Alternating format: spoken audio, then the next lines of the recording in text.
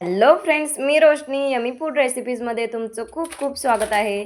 चला तर मग आज बघूयात अगदी छान अशी एक रेसिपी.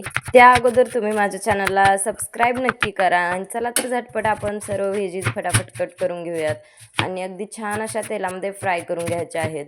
त्यासाठी आता तुम्हाला मी सांगते एक छान अशी गोष्ट, ती म्हणजे हे बघा, इथं मी घेतलेली आहे लसूणची जी असते ना आपल्या, ती पात घेतलेली आहे लसणी आणि ती छान अशी कट करून घ्यायची. चला तर इथं छान असं तेल गरम झालं की जिरे मोहरी तेल घालायचं आणि छान आपलं कांदा टोमॅटो आणि जो आपण बारीक चिरलेला पत्तागोबी आहे तो यामध्ये घालायचा.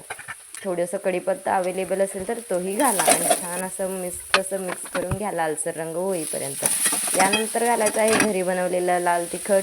त्यानंतर घालायचं आहे कश्मीरी लाल तिखट, अगदी छान अशी हळद आणि छान असे आपली जे ब्रेडचे स्लाईस आहेत ते यामध्ये टाकायच्यात. थोडंसं मीठ घालायचं आहे. इथं आपला तयार झाला ब्रेड उपमा.